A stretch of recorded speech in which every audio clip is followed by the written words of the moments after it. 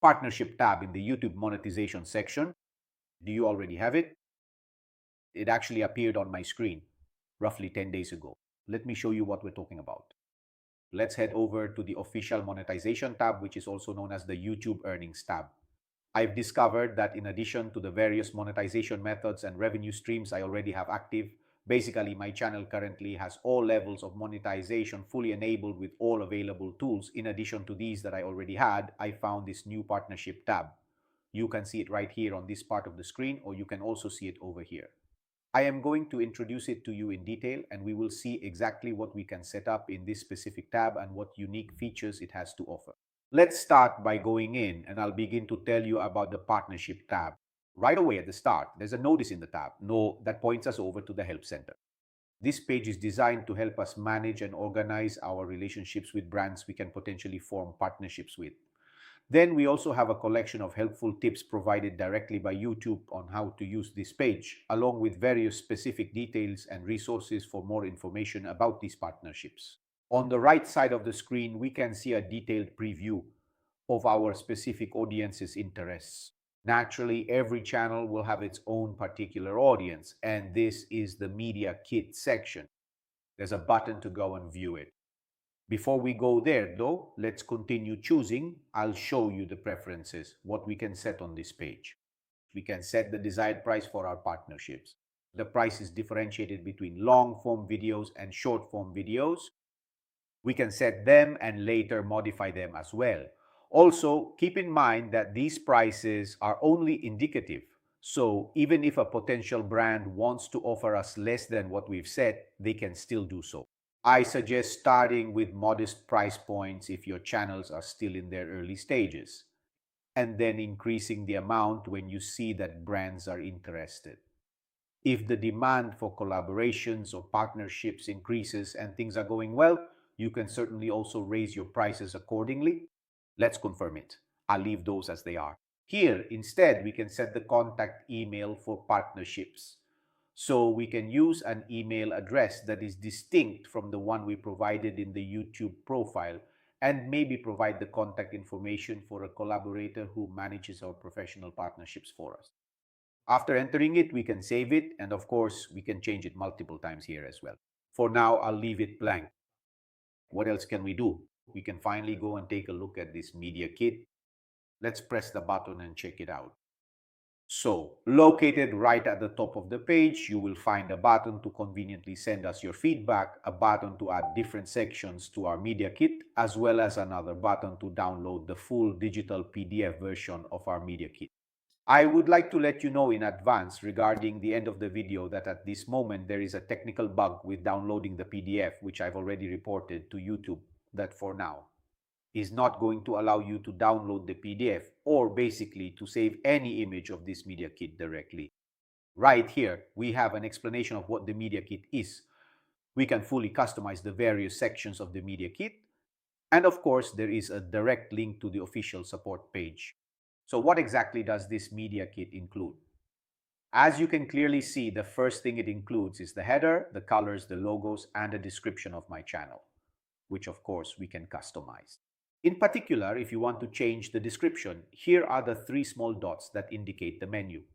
We simply click on that icon, go to the edit section, and then we can change the text that was automatically synchronized from our YouTube profile.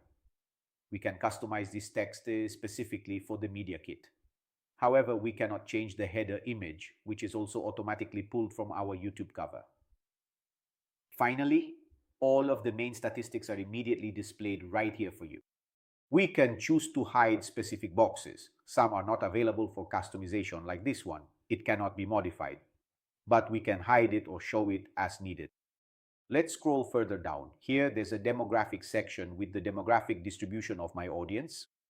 There are some main featured videos from my channel, which will be automatically selected and detected by YouTube at first.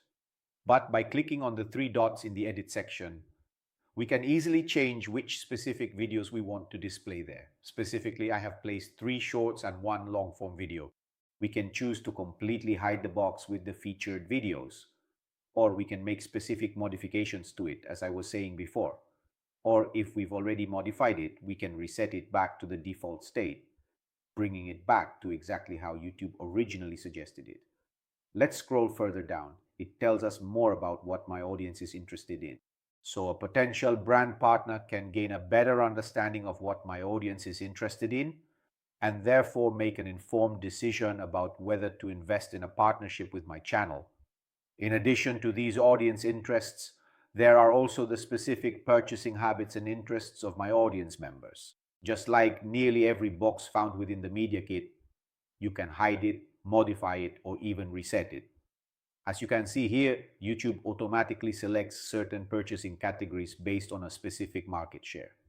If you decide to try and change them while in edit mode, YouTube will provide suggestions for the best categories tailored for your audience. So if we take out the consumer electronics category from our selection and select food items instead, it will show a smaller share because it is not one of the top preferred shopping categories for my specific audience. So basically, these specific screens and these tabs, which show the purchase interests and the general interests of my audience, really shouldn't be changed at all because we risk adding new interests that are much less appealing than the ones YouTube has already suggested to us. What else do we find on this page? We can also find the household income levels of my audience, which, as you can clearly see here, this tab is not yet fully populated because apparently there is still far too little data available, so YouTube simply can't process it yet, or perhaps it just needs a bit more time to update. And then there's the parental status of my audience. This is a fascinating topic which directly impacts me personally since I also create videos about Google parental controls focused on the management of minors' accounts. We can clearly see that 76.5% of my audience are not currently parents, so they don't have children, while it appears that approximately 24% of my audience are indeed parents and have children. So this too is very important information for brands that want to invest in our channel. And here as well, I generally advise you not to change it. If you really want to change it, just like with the previous two tabs, you can make changes, experiment, and then remember that you can press the reset button to restore it to the default values.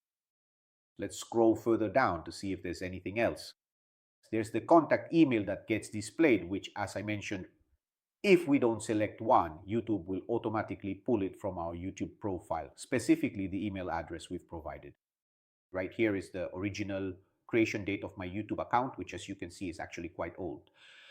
Then we have the specific location of my YouTube account, and right here are the various social media links. These are essentially just the links that were taken directly from my YouTube profile. It is worth keeping in mind that when we generate a PDF and possibly print it, any links included will no longer be clickable. One last thing, there is a footer where it states exactly when this media kit was created. When we print the PDF, the creation date of that report will also be printed in the PDF document. That is everything you need to know for now. I hope you found this video interesting. One last thing. Here we could add the sections. So if you happen to accidentally delete one of these specific sections from your layout, you can easily add it back right from this menu here. Of course, if I were to click on it right now, it will show me the only remaining section that is not currently present in my media kit, which happens to be the videos area where there is already an existing collaboration with a specific brand. If I try to activate it now, naturally I won't have anything to put in it. But theoretically, when I start doing collaborations, I'll also have a section with videos where a collaboration has already taken place. If we had previously removed any of the other categories we saw earlier, we would be able to find it right here highlighted in white, indicating that it can be added back to our media kit. Lastly, I'll show you exactly how the media kit bug works.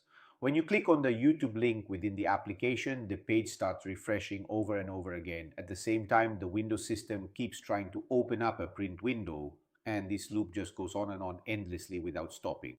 So I won't be able to finish the task. At least I can't actually print out the finalized PDF of my media kit at this moment. But that doesn't mean you'll experience this same software bug on your computer too. So those of you who watched the video, try downloading the media kit and let me know in the comments if you managed to do it or if you also encounter this endless loop that prevents me from printing. As always, greetings to everyone from Antonio Camerino, your go-to Google product expert. Leave me a like, subscribe to the channel, share the video, And if you need help, remember to come ask for support in the Google communities where you'll find us product experts. Bye, guys.